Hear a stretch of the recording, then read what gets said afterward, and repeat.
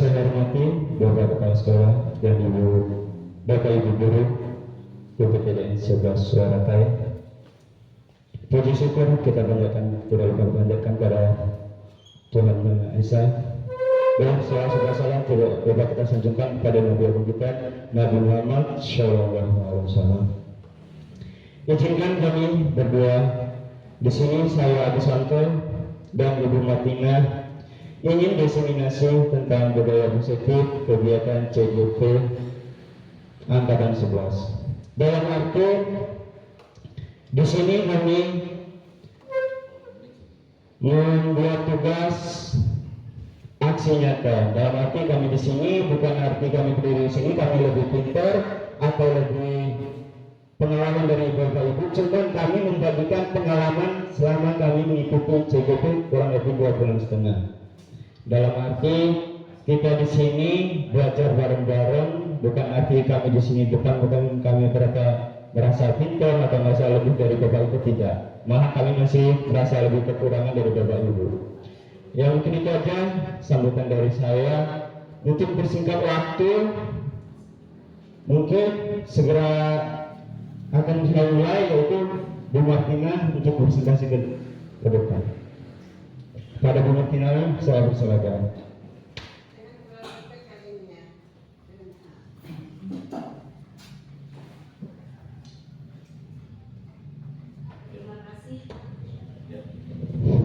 Terima kasih Bapak Agus Wanto. Sebelumnya Bismillahirrahmanirrahim. Assalamualaikum warahmatullahi wabarakatuh. Alhamdulillahirabbil alamin wa bihi nasta'inu ala umuri dunyawati ta'ala wa sufiyatunain. Yang terhormat Bapak Bambang Iswanto selaku Kepala Sekolah UPTD SDN 11 Waratai, Bapak Ibu Guru juga yang saya hormati, dan staf. Perkenankan saya mohon izin untuk menyampaikan apa itu sesuai dengan tugas kami di CGP Angkatan 11 ini. Di modul 1.4 kami harus memaparkan memaparkan diseminasi budaya positif, dan itu memang tugas dari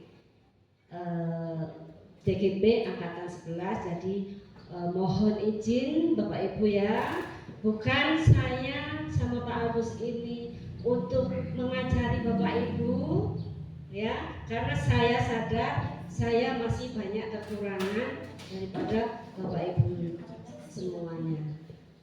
Oke, baik, kita mulai, bisa dimulai Bu ya.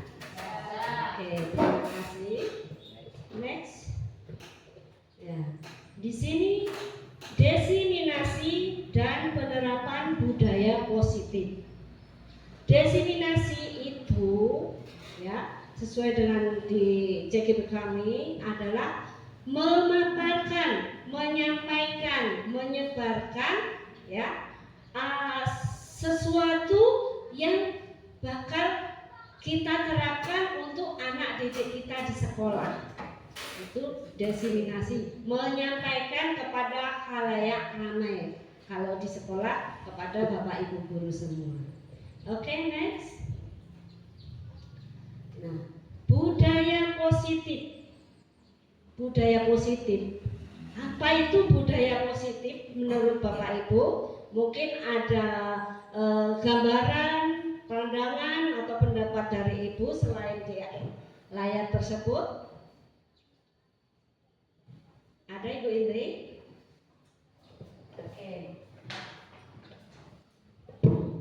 Budaya positif menurut Ibu Indri. Menurut saya budaya positif merupakan perilaku yang memang baik dan dibudayakan terus menerus. Mungkin itu. Terima kasih Ibu Indri. Ada Ibu Bapak Guru yang lain yang mau menambahkan? Oke, Pak Ridwan. Menurut saya budaya positif itu yaitu fondasi utama untuk menciptakan lingkungan belajar yang mendukung dan memotivasi siswa. Oke, terima kasih. Nah, sebetulnya budaya positif itu apa ya? Budaya positif adalah nilai-nilai keyakinan ya atau sesuatu pembiasaan yang berpihak pada murid ya. Dalam arti di sini hal-hal yang positif ya. Itu yang kita kembangkan, kita pupuk terus untuk diimplementasikan kepada murid kita yang mengambil sejumlah kegiatan untuk menumbuhkan apa? Menumbuhkan karakter murid, tentunya karakter yang positif. Demikian Bapak Ibu ya pengertian dari budaya positif. Oke, next. Nah, di sini budaya positif dipilahkan, dibagi menjadi enam model ya. Satu, disiplin positif. Yang kedua, teori motivasi, hukuman dan penghargaan secara institusi. Yang ketiga adalah keyakinan kelas. Kemudian yang keempat, kebutuhan dasar manusia. Yang kelima, posisi kontrol. 5 posisi kontrol serta yang terakhir segitiga restitusi. Karena kami di sini berdua, maka keenam materi ini akan kita bagi 2. Nanti saya 3 ya. Yang kemudian yang ketiga belakangnya Pak Agus. Oke. Next. Nah, oke, sebelum memulai yang tertera di layar, bagaimana kalau kita SPI karena tadi pagi ya kita sudah berinteraksi dengan murid, mungkin ada rasa capek pada diri Bapak Ibu semua. Setuju ada ice breaking? Setuju. Oke, kalau setuju silakan Bapak Ibu maju ke depan. Silakan berdampingan. Tidak, bapaknya. Oh, biasa. Ada mana Bu? Macet sini semua, nggak apa-apa. Oke? Oke. Tunggu apa-apa dari saya. Nanti kalau saya menyebut nama Eli, ya, Bapak Ibu pegang telunjuk tangan kawannya. Jadi yang satu siap begini, yang kiri telunjuk jari begini. Oke? Yang kanan bagaimana kanan posisinya? Oke. Pak Ridwan, nah kebalik. Oke? Pegang kawannya ya? Iya, pegang kawannya. Kalau saya menyebutkan nama Eli, berarti ini Bu Lucy pegang telunjuk tangan Bu Ujaibah pegang telunjuk tangan Pak Ridwan, begitu seterusnya. Tapi boleh, oke, boleh dihindarkan supaya telunjuk tersebut tidak kepegang. Berarti Bapak Ibu konsentrasinya penuh. Oke, siap dimulai? Siap. Oke, jelas ya. Yang dipegang telunjuk kawannya itu kalau saya menyebutkan nama Eli. Ini judulnya menangkap Eli. Oke, Bapak Ibu. Oke. Konsentrasi. Bu Ipa tangan kanannya begini. Nah, oke. Konsentrasi. Bukan seperti itu. Kalau saya bilang konsentrasi, seperti anak-anak itu, konsentrasi dimulai. Begitu, oke? Oke, diulang. Konsentrasi. Oke. Ini ceritanya begini. Di suatu tempat terpencil hiduplah sebuah keluarga dengan 4 anak kembar. Mereka hidup rukun. Tapi suatu hari ya ketika anak mereka ada di rumah, satu orang tidak ada di rumah. Ya. Keempat nama anak mereka tersebut adalah Ella, Eli,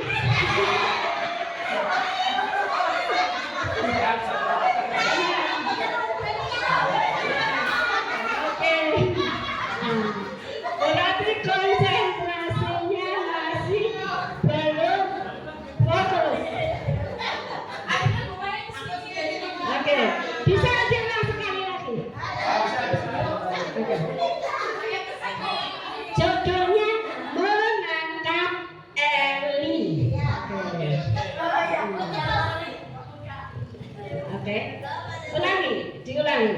Di sebuah tempat yang sangat terpencil hiduplah sebuah keluarga yang sangat rukun. Mereka mempunyai 4 anak kembar. Dan pada suatu hari salah satu dari keempat anak kembar tersebut tidak ada. Maka orang tuanya menyuruh anak-anaknya tersebut untuk mencari si Elo. Elo, Pak. Elo. Tadi yang ditangkap Eli. Oke. Maka pergilah ketiga anak kembarnya tersebut mencari saudaranya yang tidak ada tersebut. Akhirnya dimulailah dengan berangkatnya si Ella. Disusul kemudian dengan Eli. Oke, terima kasih. Terima kasih. Silakan kembali ke tempatnya Bapak Ibu semua.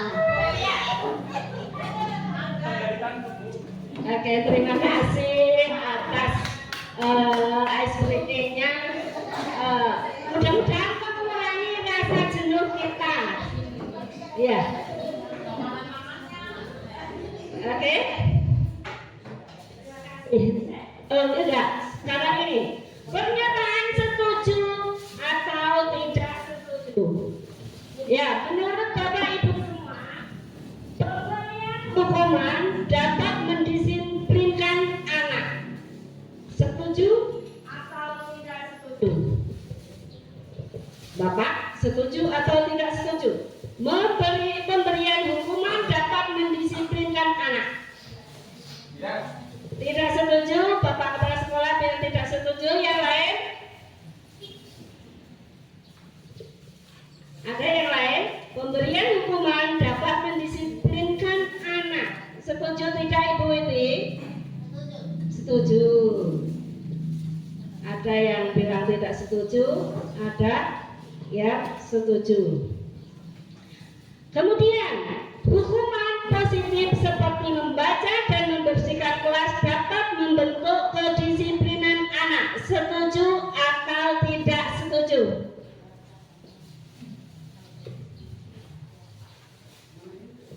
Ibu Helia, setuju? Setuju. Ibu Yendri?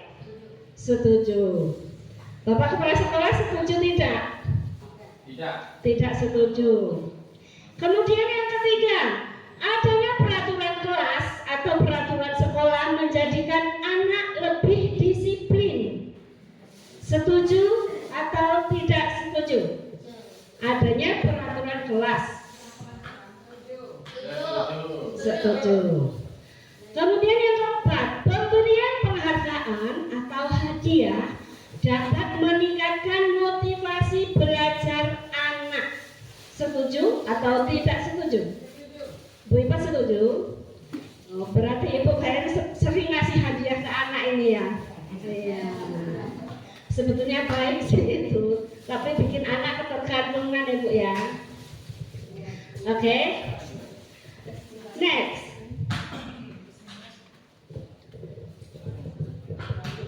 Menurut filosofi Ki Hajar Dewantara, ya, pendidikan diartikan sebagai tuntunan dalam hidup tumbuhnya anak, menuntun segala kodrat yang ada pada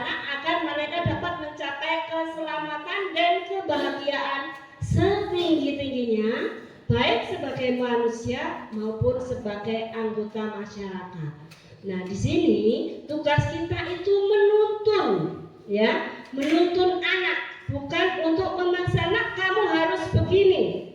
Ya, jangan dipaksa anak itu, tapi dituntun. Menuntun itu berarti kita mengarahkan, membimbing ke hal-hal yang positif. Tujuannya apa? Agar kebahagiaan dan keselamatan tercapai untuk anak tersebut sebagai manusia, artinya individu maupun sebagai anggota masyarakat. Jadi tugas kita itu menuntun, membimbing, mengarahkan. Next. Nah, perubahan paradigma belajar. Nah, ini ada kuis lagi, Pak. Bapak tolong minta dibantu, maaf. Ya. Satu orang satu lembar dari bawah. Oke.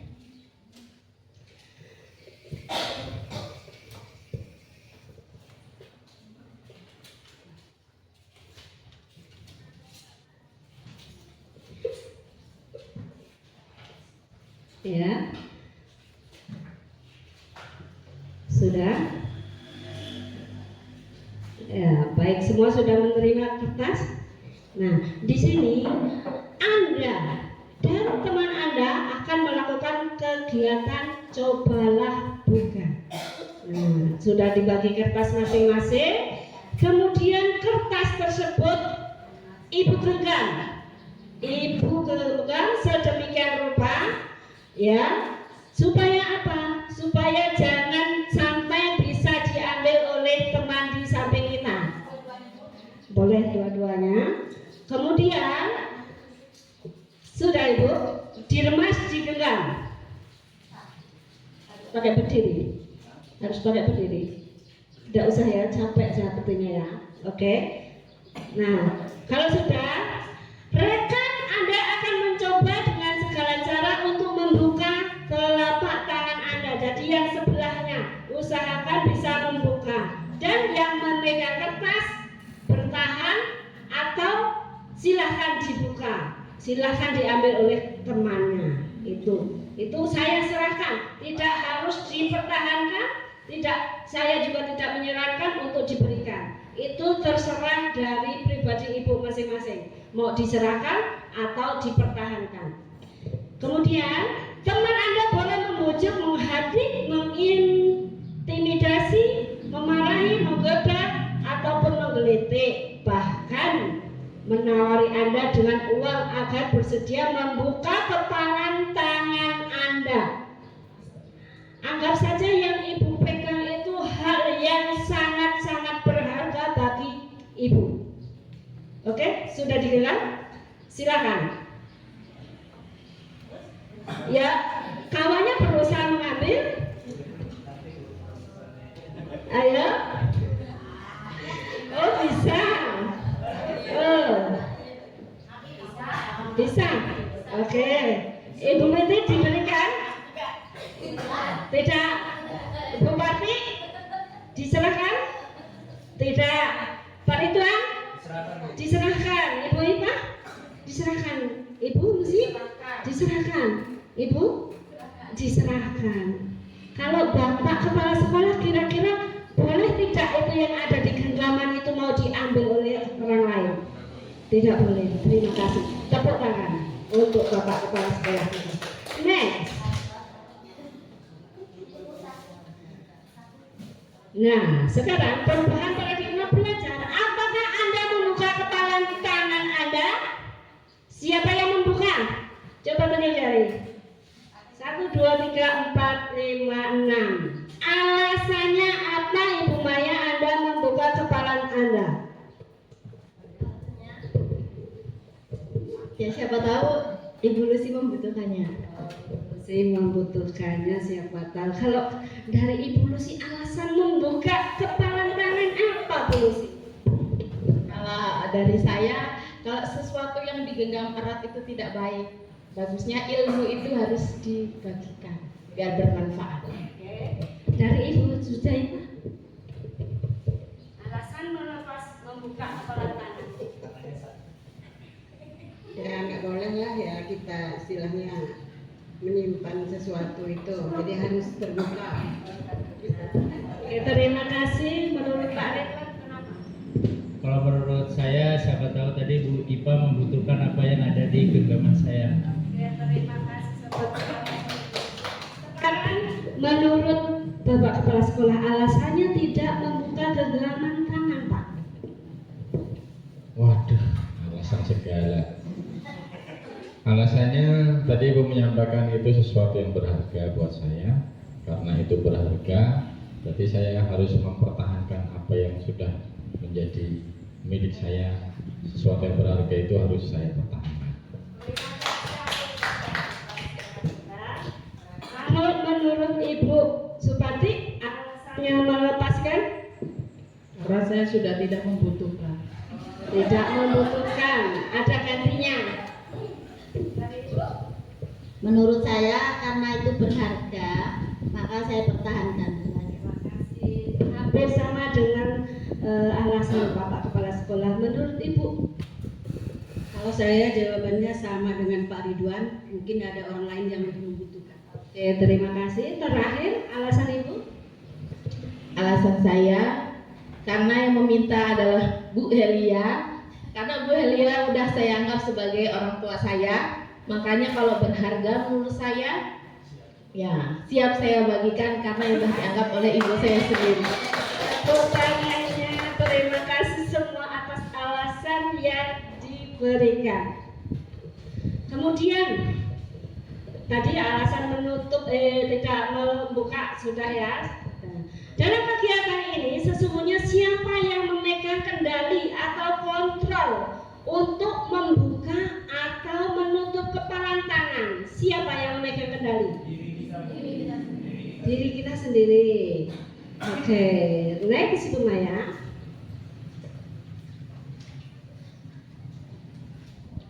Ya, di sini ada stimulus respon, juga teori kontrol. Realita, kebutuhan kita sama. Ya, semua orang melihat hal yang sama. Kita mencoba mengubah orang agar berpandangan sama dengan kita. Pandangan saya seperti ini, kamu harus ikutin. Seperti itu. Itu menurut stimulus respon. Kemudian teori kontrol. Satu, realita, kebutuhan kita berbeda. Apakah Bapak Ibu di sini semua kebutuhannya sama? Tidak. Nah, itu teori kontrol. Kebutuhan kita berbeda-beda. Setiap orang memiliki gambaran yang berbeda-beda. Betul tidak? Betul. Kita berusaha memahami pandangan orang lain tentang dunia. Kita berusaha memahami pandangan orang lain tentang dunia. Itu tentang teori kontrol. Jadi, yang tadi stimulus respon itu kita mencoba mengubah orang lain agar berpandangan sama dengan kita. Termasuk tadi yang rebutan kertas itu. Berikan ke saya. Kalau yang satu mempertahankan, kita membujuknya. Itu termasuk ke mengubah agar orang lain berpandangan seperti kita. Kemudian yang teori kontrol, kebutuhan kita berbeda. Memang kita berbeda-beda dalam kebutuhannya. Setiap orang memiliki gambaran berbeda, betul? Kita berusaha memahami pandangan orang lain tentang dunia. Kalau orang berpandangan seperti ini, kita harus memahami. Jangan memaksakan pandangan kita harus dipakai kepada kawan kita tersebut. Jadi kita harus memahami. Oke, next. Kemudian masih ada tentang stimulus respon. Orang lain bisa mengontrol saya. Saya bisa mengontrol orang lain. Pemaksaan pada saat bujukan gagal. Model berpikir menang atau kalah. Itu tentang stimulus respon. Kemudian teori kontrolnya. Semua perilaku memiliki tujuan. Termasuk tadi yang mempertahankan kertas tadi memiliki tujuan. Kenapa tidak diberikan ke kawannya? Hanya Anda yang bisa mengontrol diri Anda. Ini yang mempertahankan mengendalikan diri saya. Anda tidak bisa mengontrol orang lain. Nah, kita tidak tahu apa yang ada di pikiran orang lain, betul tidak? Misalnya saya berpikir, oh, Pak Ridwan kayaknya kok udah lapar, padahal tadi habis makan bakso. Berarti kan saya tidak tahu keadaan Pak Ridwan. Itu contohnya, saya tidak bisa mengontrol orang lain. Kemudian kolaborasi dan membuat kesepakatan menciptakan pilihan-pilihan baru. Kemudian yang kelima, model berpikir menang atau kalah. Sekarang yang tadi model berpikir menang atau kalah sama juga. Nah, kemudian yang keempat ini, kolaborasi, membuat kesepakatan menciptakan pilihan-pilihan baru. Kolaborasi, apa tuh kolaborasi, Bu? Kolaborasi? Bekerja sama, bagus. Nah, kita sebagai sebuah keluarga di sekolah ini di SD 11 Warata, kita butuh sekali itu yang namanya kolaborasi. Tujuannya apa? Untuk memperbaiki, untuk ke hal-hal yang lebih baik dari yang sebelumnya. Kita perlukan kolaborasi antara guru satu dengan lainnya. Untuk apa? Untuk kemajuan sekolah kita. Next. Kemudian disiplin positif. Ini tadi tentang budaya positif ya. Disiplin positif. Dalam budaya kita, makna disiplin dimaknai menjadi suatu yang dilakukan seseorang kepada orang lain untuk mendapatkan kepatuhan. Ya, Ki Hajar Dewantara berpendapat di mana ada kemerdekaan, disitulah harus ada disiplin yang kuat. Itu kata-kata Ki Hajar Dewantara. Ya, di mana ada kemerdekaan, di situ ada disiplin yang kuat. Masuk akal? Ya, kalau kita tidak disiplin, tidak akan mungkin ada namanya kemerdekaan. Disiplin di sini dimaksudkan adalah disiplin diri yang memiliki motivasi internal. Internal itu dari dalam. Jika kita tidak memiliki motivasi internal, maka kita memerlukan pihak lain untuk mendisiplinkan kita.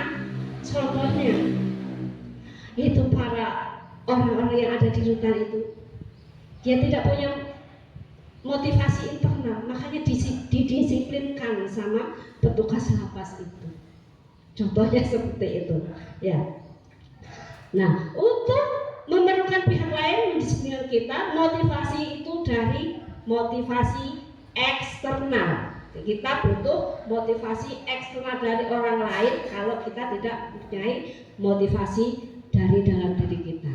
Karena berasal dari luar bukan berarti dalam diri kita sendiri, ya kan, namanya di luar, berarti di luar diri kita. Oke?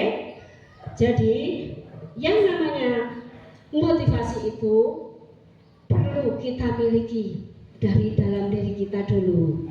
Kalau kita belum cukup misalnya atau belum sempurna, boleh ditambahin motivasi dari luar.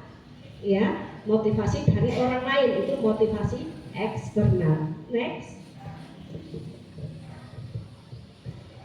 Nah, di sini lihat ini gambarnya seperti Pak Agus kalau sedang menghadapi anak-anak yang membuat kekacauan. Mirip tidak? Nah, itu anggap saja yang baju putih itu adalah muridnya. Nah, di situ seseorang yang memiliki disiplin diri berarti mereka bisa bertanggung jawab atas apa yang dilakukannya karena mereka mendasarkan tindakan mereka pada nilai-nilai kebajikan universal. Sebagai pendidik, kita punya tujuan yaitu menciptakan anak-anak yang memiliki disiplin diri sehingga mereka bisa berperilaku dengan mengacu pada nilai-nilai kebajikan universal dan memiliki motivasi intrinsik, bukan ekstrinsik. Intrinsik itu yang dari dalam diri, internal tadi sama saja. Nah, next. Nilai kebajikan universal itu pengertiannya adalah nilai-nilai kebajikan yang disepakati bersama. Nilai-nilai ini merupakan payung besar dari sikap dan perilaku etika atau nilai-nilai yang merupakan fondasi kita untuk berperilaku. Nilai-nilai universal itu nilai-nilai kebajikan. Kebajikan itu berarti nilai-nilai yang positif, yang baik. Tuh. Contohnya nilai-nilai positif, nilai-nilai kebajikan. Ada yang bisa menyebutkan Ibu Bapak? Ada? Contoh nilai-nilai kebajikan yang ada di sekolah kita saja untuk anak-anak didik kita. Ada? Contoh nilai kebajikan yang sebetulnya kita sudah melakukannya, cuma kita aja yang tidak melakukan. Itu yang namanya nilai kebajikan. Sebetulnya kita sudah melakukan dalam kehidupan kita sehari-hari di sekolah. Contohnya, ya, di setiap pagi Bapak Ibu disalami anak. Nah, itu termasuk dalam nilai kebajikan. Anak saling kepada kita. Itu contoh dari nilai-nilai kebajikan. Next. Nilai-nilai kebajikan tersebut terangkum ke dalam 6 pilar yang termasuk di situ ada nilai-nilai kebajikan universal ke dalam profil pelajar Pancasila. Yang pertama beriman, bertakwa, dan berakhlak mulia. Ya, nanti dinyanyikan Pak. Berkebinekaan global, gotong royong, mandiri, kreatif, dan bernalar kritis. Sepertinya sudah biasa kita nyanyikan. Masih bisa kan? Masih kuat nyanyi? Masih. Oke, kita nyanyikan bersama supaya lebih semangat untuk kita semua. Kita mulai. 1, 2, 3. Belajar Pancasila, beriman dan bertakwa pada Tuhan yang Esa, dan berakhlak mulia, berkebinekaan global, gotong royong, mandiri, kreatif, dan bernalar kritis. Untuk kita semua, ternyata masih ingat, memang kita harus selalu menyanyikan tersebut ya bersama anak-anak supaya menggugah ya apa itu profil pelajar Pancasila. Beriman, bertakwa. Ya, beriman itu nomor 1 yang sangat kita butuhkan. Tanpa iman tidak mungkin anak-anak kita akan menguasai kelima pilar tersebut. Jika iman anak kita sudah baik, insya Allah kelimanya bisa dikuasai. Betul tidak Ibu Bapak? Betul. Makanya kita tanamkan ketakwaan itu yang pertama. Di Pancasila juga yang pertama, ketuhanan yang Maha Esa. Di sini di profil pelajar Pancasila juga iman itu nomor 1. Kalau iman seseorang sudah baik, insya Allah bidang-bidang yang lainnya akan bisa dikuasainya.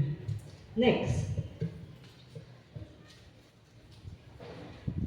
Sekarang motivasi perilaku manusia. Sebagai seorang guru, saat Anda hadir mengajar di kelas tepat waktu, motivasi apa yang mendasari tindakan Anda?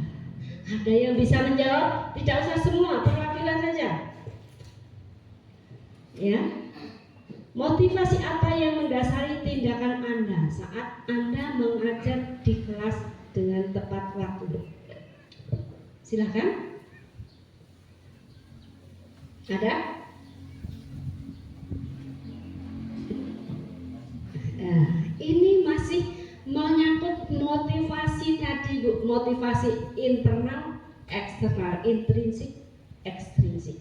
Oke, kalau tidak ada, next. Motivasi perilaku manusia itu dibuat menjadi 3 yang mendasari motivasi manusia. Yang satu untuk menghindari ketidaknyamanan atau hukuman. Misalnya anak kita datang terlambat, kira-kira dihukum ditegur tidak sama gurunya. Makanya mereka berusaha datang tepat waktu. Seperti kita juga sebagai guru, datang tepat waktu. Malu kalau keduluan dari Pak Kepala Sekolah. Malu tidak? Malu, apalagi sampai ditegur, Bapak, Ibu, kok datangnya siang terus? Kira-kira bagaimana kalau sampai ditegur seperti itu? Kawanan kata duit ya. Nah, yang kedua, mendapatkan imbalan atau penghargaan orang lain, termotivasi mengerjakan sesuatu karena dia mengharapkan imbalan atau penghargaan dari orang lain. Nah, ini yang pink sama kuning itu masuk ke dalam motivasi eksternal. Kemudian yang hijau itu untuk menjadi orang yang mereka inginkan dan menghargai diri sendiri dengan nilai-nilai yang mereka percaya. Misalnya kita datang pagi-pagi bukan mau cari muka ke Pak Kepala Sekolah, itu kalau prinsip saya, tapi saya ingin mendisiplinkan diri saya, ya, ingin saya menghargai diri saya sendiri sebagai seorang guru itu jangan sampai datang terlambat. Dengan apa? Nilai-nilai kita tadi. Jangan kita mengerjakan sesuatu itu karena ingin dipandang, ibu ini rajin, ibu ini tepat waktu, bukan. Tapi karena dalam diri kita punya tanggung jawab. Kita juga tanggung jawab pada diri kita. Kita juga tanggung jawab kepada anak-anak kita. Kalau gurunya ada datangnya siang, anak-anak di sekolah, di kelas kita biasanya apa, Bu?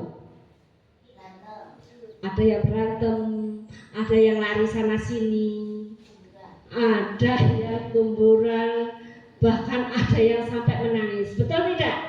Makanya itu kita perlu adanya motivasi dari diri kita itu, yaitu menjadi orang yang mereka inginkan, yang kita inginkan itu seperti apa. Jadilah guru yang menjadi contoh untuk anak didik kita.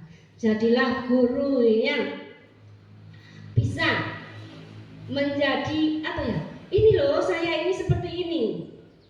Bukan saya melakukan sesuatu karena ingin disanjung, bukan ingin dikasih reward.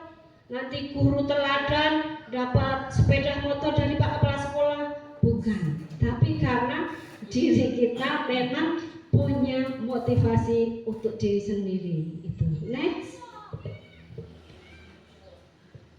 Nah, untuk menjadi orang yang mereka inginkan dan menghargai diri sendiri dengan nilai-nilai yang mereka percaya, itu motivasinya menghindari hukuman dan pemberian penghargaan berlebihan agar meminimalisir motivasi eksternal dari dalam diri murid. Itu misalnya kita kalau anak salah dikasih hukuman, kalau anak berprestasi kita kasih apa? Hadiah. Ya, itu sebenarnya tidak perlu. Kalau semua menyadari tentang motivasi yang ada di diri masing-masing, semua akan menjalankan sesuai yang mereka inginkan. Kalau ada seperti itu, karena mereka belum punya motivasi intrinsiknya. Oke, lanjut. Kemudian motivasi perilaku manusia. Ini Anda datang tepat waktu karena tidak ingin ditegur oleh atasan Anda. Kemudian dan atau mendapat surat peringatan SP, ya, untuk menghindarinya atau untuk menghindari ketidaknyamanan dan hukuman. Itu betul tidak, Bu? Datang tepat waktu biar atasannya, Ibu Martin rajin, biar tidak ditegur. Betul tidak itu kelakuan saya seperti itu? Tidak, salah. Anda ingin mendapat pujian dari atasan dan mendapatkan penghargaan atau reward sebagai guru berprestasi. Ini mendapatkan imbalan penghargaan dari orang lain. Betul tidak? Tidak. Anda ingin menjadi orang yang menghargai waktu, menghargai diri sendiri sebagai teladan bagi murid karena Anda percaya tindakan Anda sebagai guru akan dicontoh Betul tidak? Jadi kalau kita berangkat pagi itu bukan karena ingin disanjung, ingin diberi hadiah, ingin dikatakan guru teladan, bukan. Sebetulnya karena kita menghargai nilai-nilai diri sendiri. Ini loh saya datang waktu itu bukan karena mengharapkan imbalan dan sebagainya, tapi karena ingin dipercaya dan menjadi contoh untuk murid-muridnya. Jelas nggih Bapak Ibu? Jelas. Next. Hukuman atau konsekuensi. Nah, di sini saya tanyakan kepada Bapak Ibu semua, mencatat 100 kali di dalam buku dengan kalimat saya tidak akan terlambat lagi. Ini menurut Bapak Ibu termasuk hukuman atau konsekuensi? Hukuman. Kemudian membersihkan coretan yang dibuatnya di meja tulis. Nyoret-nyoret meja, anak-anak kita sering ya, di meja kelas itu nggak ada meja yang mulus. Itu termasuk ke dalam hukuman atau konsekuensi? Konsekuensi, karena kamu yang nyoret, kamu yang membersihkan, nak. Oke, tidak mungkin orang lain yang mau membersihkan. Itu meja-meja yang kamu pakai, kamu bersihkan sendiri ya, nak ya. Seperti itu. Tapi memperingatinya dengan kata-kata yang lembut. Kemudian murid diminta push up 15 kali karena tidak menggunakan baju olahraga saat jam pelajaran olahraga. Itu termasuk hukuman atau motivasi Bapak Ibu? Hukuman, dihukum. Yang sudah melakukan dengan fisik itu sudah termasuk ke dalam hukuman. Kemudian berdiri di depan kelas dengan mengangkat satu kaki karena tidak bisa menjawab pertanyaan. Itu masuk ke dalam hukuman atau konsekuensi? Hukuman. Dia sudah berarti dihukum ya.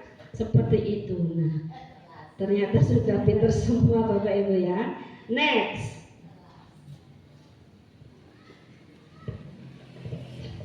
Kemudian hukuman dan penghargaan. Hukuman, konsekuensi dan restitusi. Tindakan terhadap suatu pelanggaran pada umumnya berbentuk hukuman atau konsekuensi. Hukuman itu tidak terencana tiba-tiba. Kan kita tidak merencanakan, hari ini saya mau menghukum si itu yang sering datang terlambat. Waktu kita datang, anak tersebut sudah datang. Nah, berarti kan kita tidak bisa merencanakan atau kita melakukan hukuman itu secara tiba-tiba, tidak bisa direncanakan. Betul? Nggih. Konsekuensi sudah terancam dan disepakati. Konsekuensi kita membuat kesepakatan kelas misalnya ya, jangan datang, sebaiknya datang sebelum jam pelajaran dimulai. Itu contoh dari kesepakatan kelas. Kemudian restitusi adalah proses kolaboratif yang mengajarkan murid untuk mencari solusi dari setiap masalah dan membuat murid tersebut berpikir tentang orang seperti apa yang mereka inginkan dan bagaimana harus memperlakukan orang lain. Itu restitusi. Dia berbuat salah, ya. Kita bantu anak tersebut untuk berpikir kenapa saya sampai berbuat seperti itu. Nah, kemudian juga bagaimana cara memperlakukan orang lain. Contoh yang mudah adalah ketika anak kita berantem. Kenapa sampai bisa berantem, nak? Kamu tidak sayang sama kawan kamu sampai seperti itu, buat kepala dia sampai benjol, tidak sayang sama temannya. Itu untuk menyadarkan anak. Oke, next.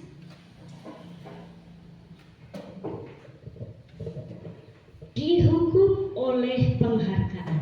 Nah, saat kita berulang kali menjanjikan hadiah, ini tadi katanya Bu Iba yang sering ngasih hadiah ya, kepada murid agar berperilaku bertanggung jawab, atau kepada seseorang murid agar mempelajari sesuatu yang baru, kita sedang berasumsi mereka tidak dapat melakukannya atau mereka tidak memilih untuk melakukannya. Kalau bisa kalian mengerjakan soal nomor 5, nanti ibu guru kasih hadiah, ibu belikan jajan di kantin. Itu coba. Ya, itu sebetulnya boleh tidak dilakukan? Boleh tidak Ibu Bapak? Jadi kalau kita melakukan seperti itu, anak-anak itu mengerjakan yang kita mau itu bukan karena mereka mampu, bukan mereka sadar, oh saya harus begini, tapi karena mengharapkan apa tadi? Imbalan. Nah, seperti itu. Jadi bukan dari diri mereka, karena dari faktor eksternal tadi yang mengiming-imingi, seperti itu. Oke, next. Nah, sekarang penghargaan sama dengan hukuman. Pengaruh jangka pendek dan panjang. Ya, penghargaan tidak efektif, penghargaan merusak hubungan, penghargaan mengurangi ketepatan, dan penghargaan menurunkan kualitas. Penghargaan mematikan kreativitas, penghargaan itu hukuman. Maksudnya, kalau anak kita berikan penghargaan, mereka bukan mendapatkan melakukan sesuatu itu bukan karena atas kemauan mereka, tapi karena iming-iming tadi. Tuh. Jadi kalau kita tidak mengiming-imingi hadiah, mereka semaunya. Itu maksudnya Ibu. Ya.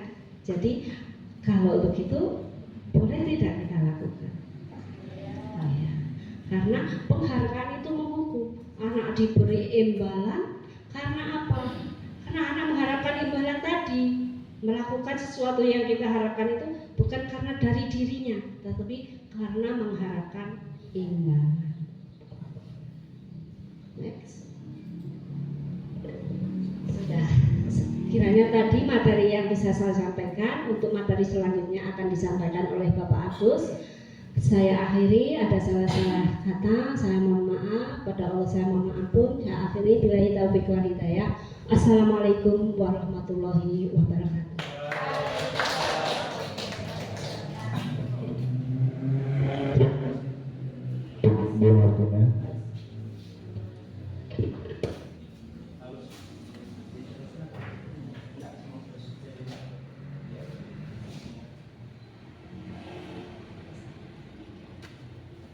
Ya, selanjutnya Bapak Ibu, saya akan melanjutkan budaya positif. Tadi kan kami sudah membagi tiga, yaitu yang keempat, kebutuhan dasar manusia.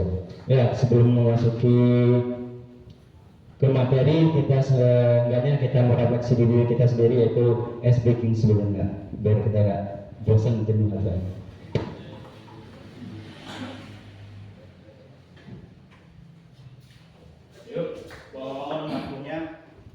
Mohon waktunya untuk Bapak Ibu berdiri di tempat duduknya, nggak apa-apa. Ya, dimohon dibantu untuk Bu Martin juga biar ini tangannya ke atas, tangan dua-duanya, putar, tutup, putar, tutup. Ya, intinya konsentrasi. Ya, untuk intinya konsentrasi. Putar, tutup. Putar, tutup. Tutup, putar. Tutup, putar. Kebalikannya. Ya. Kalau Pak Agus bilang putar berarti kita tutup. Kalau Pak Agus bilang tutup berarti tangan kita yang diputar. Ya. Kebalikannya. Ya, kita coba ya. Putar, tutup. Tutup, putar. Ya. Putar, tutup. Putar, tutup. Putar, tutup. Ya, kebalikannya. Putar, tutup. Putar, tutup. Putar, tutup. Pegang dulu.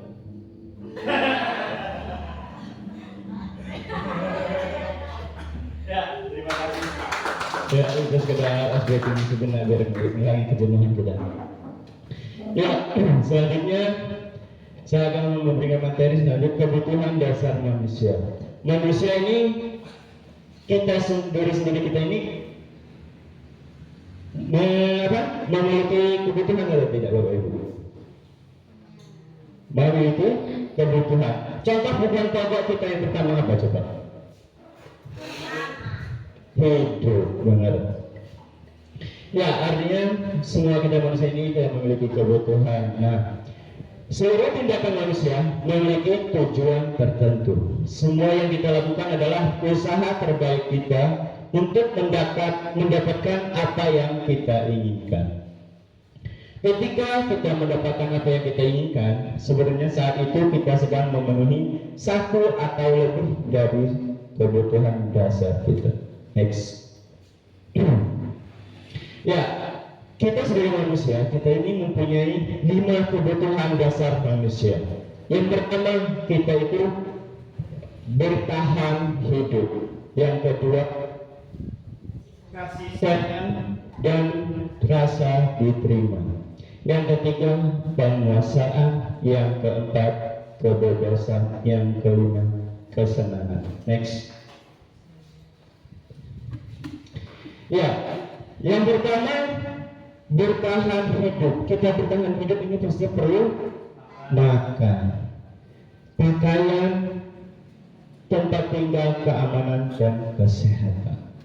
Yang kedua, kasih sayang dan diterima. Kita ini sebagai manusia, kita ini perlu rasa Kasih sayang atau diterima oleh orang terdekat. Yaitu kita juga perlu dipedulikan, berbagi, kerjasama menjadi bagian dari kelompok orang tersebut. Selanjutnya, penguasaan. Penguasaan itu harga diri, keinginan untuk dianggap memimpin, berprestasi atau didengar. Contohnya penguasaan itu kita di dalam kelas itu kepada peserta didik, kita menunjuk anak peserta didik itu untuk menjadi ketua kelas. Itu kita tuntut dia untuk menjadi penguasa, agar dia itu merasa dia disegani oleh teman yang dalam satu kelasnya. Lanjut lagi, kebebasan. Kebebasan itu kita mandiri, memiliki pilihan, mencoba hal baru, mampu mengendalikan arah diri. Itu kebebasan. Kelima, kesenangan, bermain, humor, dan antusiasme. Kesenangan ini ya, kita semua pun memiliki kesenangan, yaitu bermain itu. Berkat kalau kita bersama didik itu, kadang-kadang kita kalau kelas tuh lihat anak itu masih kalau saat kita belajar itu mereka masih mau mengikuti alur mereka, dalam arti masih mau mereka dalam arti belajarnya mungkin dengan cara dia bermain, mungkin dia tidak mau mengikuti aturan kita. Next. Contoh kasusnya, Ibu Ari, guru wali kelas 5. Aku sedang bingung menghadapi ulah salah satu murid di kelasnya. Ricky, berapa anak di kelas telah datang kepada dan mengeluh Ricky yang sering meminta bekal makan siang. Mereka dengan paksa. Jika Anda menghadapi situasi ini seperti Ibu Ari, apa yang akan Anda lakukan? Menurut Anda, kira-kira apa alasan Ricky melakukan hal itu? Coba saya ingin meminta ini tanggapan dari Bu Mah ya, Bu Mah ya sebagai jadi ibu. Ya, itu memenuhi kebutuhan dia. Next, selanjutnya. Lanjut lagi ya. Next. Nah, selanjutnya Bapak Ibu lanjut ke posisi kontrol.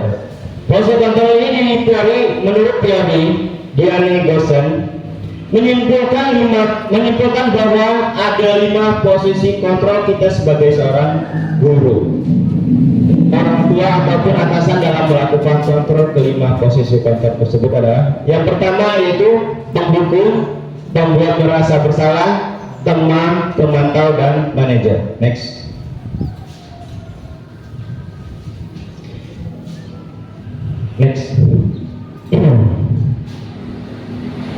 Ya, Yang pertama, kita sebagai guru penghukum. Seorang penghukum bisa menggunakan hukuman fisik maupun verbal. Orang-orang yang menjalankan posisi penghukum senantiasa mengatakan bahwa sekolah memerlukan sistem atau alat yang dapat menekankan murid lebih dalam lagi. Guru-guru menerapkan posisi penghukum berkata, "Patuhi aturan saya," atau "awas, kamu selalu saja salah."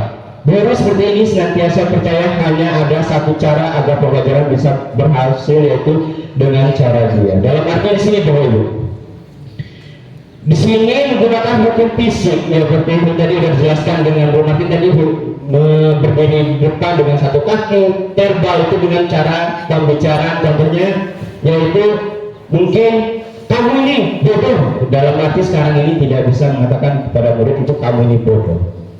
Ya. Untuk next. Guru membuat rasa bersalah. Pada posisi ini, biasanya guru akan berusaha lebih lembut membuat rasa bersalah.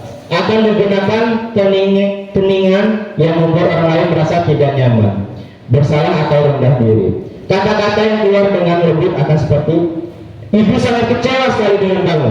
Berapa kali ibu harus memberitahu kamu?"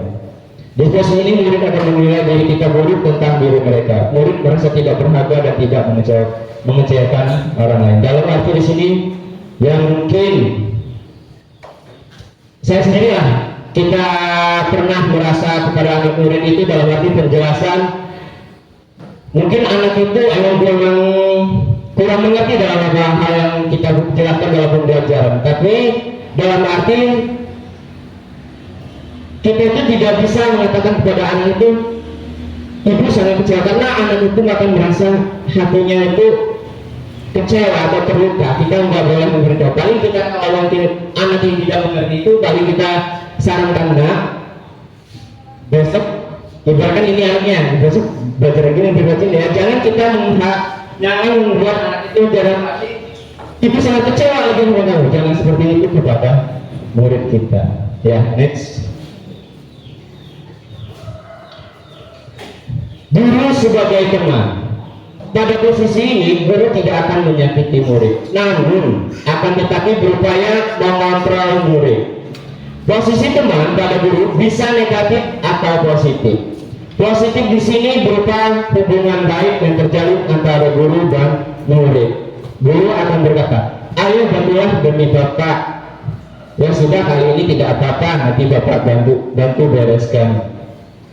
Hal negatif dari posisi teman adalah bila suatu saat guru tidak membantu, maka murid akan kecewa dan berkata, "Saya pikir Bapak atau Ibu teman saya dan tidak mau."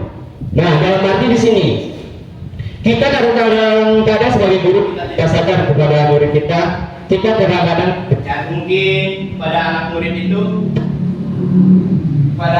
itu ini tidak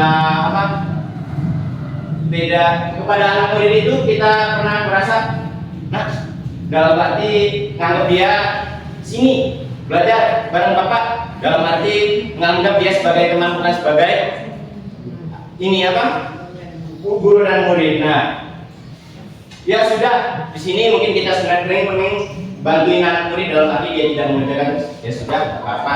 Itu kita, kalau dia tidak mengerjakan, ya sudah, nggak apa-apa, nanti Bapak atau Ibu bantu. Itu kita sudah menganggap sebagai teman. Dalam arti kalau kita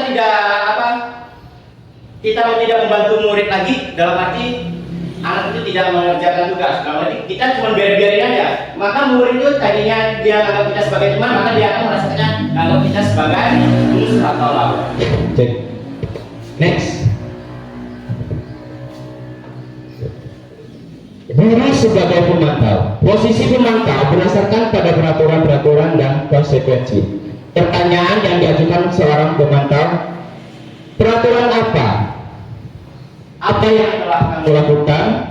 Seorang pemantau sangat mengandalkan perhitungan, catatan, data, dan digunakan sebagai bukti atas perilaku seseorang. Contohnya dalam arti kalau kita di kelas saat kita mengajar, anak kadang-kadang saat kita menjelaskan mungkin kita tidak sadari, kita melihat anak itu sering namanya tidur atau suka menggangguin temannya. Itu kita sebut dengan guru atau sebagai pemantau. Kita memperhatikan, ini anak si A ini, si anjing namanya, dia suka ini suka mainan ngobrol, ya, tapi dalam arti itu kita panggil tersendiri, itu namanya suka pemantau. Next.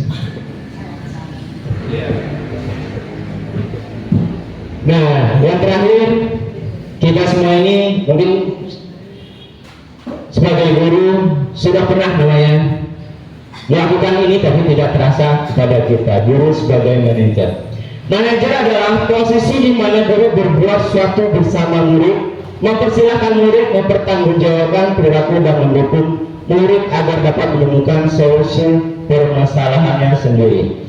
Posisi manajer mengacu pada restitusi yang dapat menjadikan murid sebagai manajer bagi dirinya sendiri sehingga tercipta identitas positif.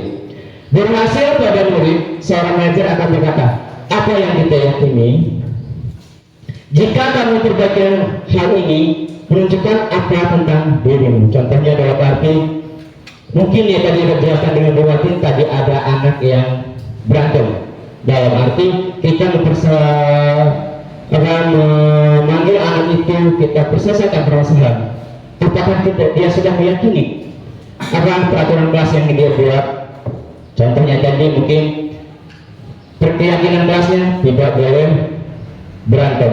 Dalam arti kita bertanya kepada anak, kita selesaikan dengan cara solusi sebagai guru manajer. Next. Keyakinan kelas. Mengapa keyakinan kelas? Mengapa tidak peraturan kelas? Ada yang ingin dijelaskan? Mengapa kita itu perlu keyakinan kelas? Mengapa tidak peraturan kelas? Ya, coba dulu sih.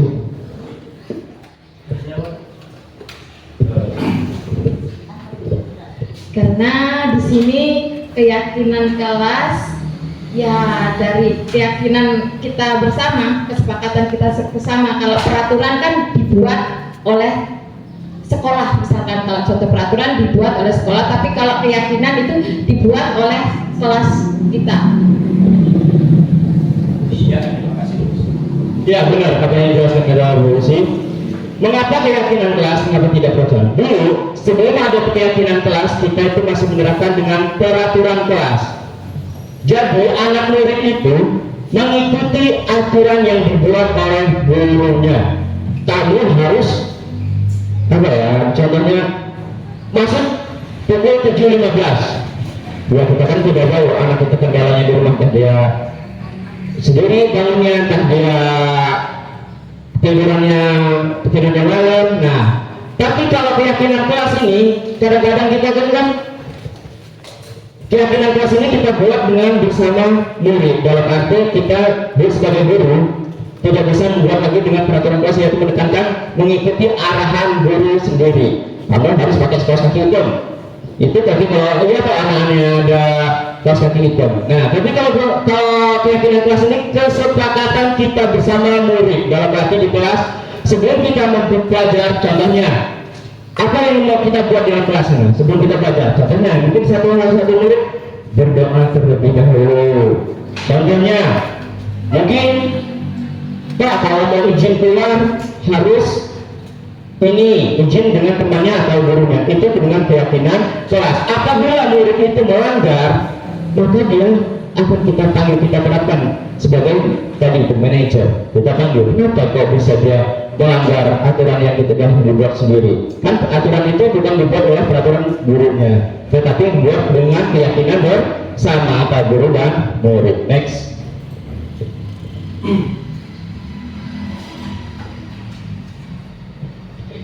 Ya, keyakinan sekolah atau kelas. Guru berperan dalam mewujudkan terbentuknya keyakinan sekolah atau kelas dengan adanya kesepakatan guru dengan murid. Keyakinan sekolah kelas berupa pernyataan universal yang mudah diingat, dipahami, harus ditekan lingkungan. Nah, kalau kita sudah membuat keyakinan kelas itu, karena itu tuh buat kita bersama murid, berarti anak murid itu pasti ingat apa yang dia ucapkan dengan buat keyakinan kelas. Contohnya dalam arti Ya tadi meminta izin saat keluar kelas. Dalam arti kan dia selalu ingat karena itu peraturan dibuat dia sendiri bersama gurunya. Next. Lanjut, apa itu restitusi? Restitusi adalah proses menciptakan kondisi bagi murid untuk memperbaiki kesalahan mereka sehingga mereka bisa kembali pada kelompok mereka dengan karakter yang lebih baik. Next. Nah, di sini ada segitiga restitusi dalam pemecahan masalah. Guru berperan sebagai manajer menggunakan segitiga restitusi dalam memecahkan masalah melalui 3 tahap, yaitu menstabilkan identitas, validasi tindakan yang salah, menanyakan keyakinan. Dengan restitusi segitiga ini menghasilkan murid yang mandiri dan bertanggung jawab. Nah, next. Segitiga itu pertama menstabilkan identitas, mengubah identitas anak dari orang yang gagal karena melakukan kesalahan menjadi orang yang sukses. Yang kedua, menemukan cara efektif untuk memenuhi kebutuhan dasar anak. Yang ketiga, menanyakan keyakinan, menghubungkan nilai-nilai yang percaya dan bertindak menjadi orang yang dia inginkan. Yang pertama, menstabilkan identitas. Di sini saya pernah menemukan pernah mendengar cerita dari guru kita sendiri bahwasanya ada anak yang di kelasnya itu bahwasanya dia melakukan kesalahan seperti mengambil uang temannya. Dalam arti apabila kita menemukan murid seperti itu, dalam arti mengambil uang barang milik temannya, kita tidak boleh mempertanyakan dia di depan orang teman-temannya yang ramai.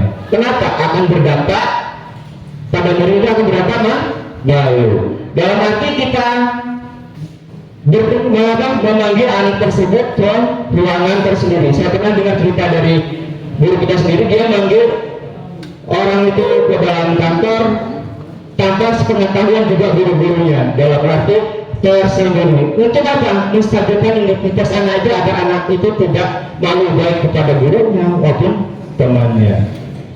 Itu kalau kita menemukan kasus lagi seperti itu. Next. Bagaimana tahapan penerapan segitiga restitusi? Yang pertama, menstabilkan identitas.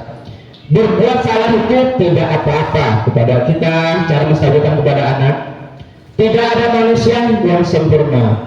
Saya juga pernah melakukan kesalahan. Kita juga menyelesaikan penyelesaian ini. Ya mungkin kita tidak sadari, mungkin kita pernah memanggil anak dengan cara-cara kata-kata seperti ini yang kita keluarkan kepada anak. Yang kedua, validasi tindakan yang salah. Kamu pasti punya alasan mengapa kamu melakukan hal itu. Kamu takut bangga pada dirimu karena kamu telah melindungi sesuatu yang penting buatmu. Yang ketiga, menanyakan keyakinan. Apa nilai-nilai umum yang telah disepakati tentang kelas yang ideal kamu menjadi orang yang seperti apa. Nah, contohnya yang kedua ini kita juga mungkin menerapkan pada anak bahwasanya saat anak itu ada masalah kita mengucapkan kata-kata. Yang ketiga, kita menanyakan kepada anak itu bahwasanya apakah itu keyakinan kelas itu sudah terpenuhi atau belum pada anak tersebut. Nah, untuk menstabilkan identitas anak. Next.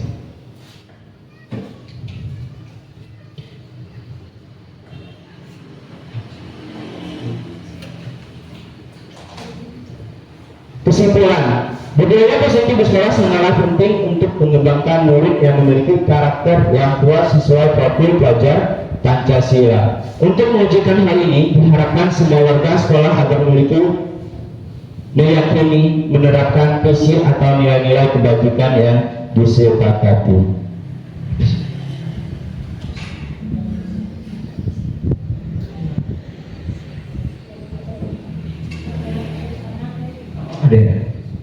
Ya, mungkin itu saja yang bisa dapat saya sampaikan. Mungkin ada salah kata pada Bapak Ibu, saya mohon maaf di sini.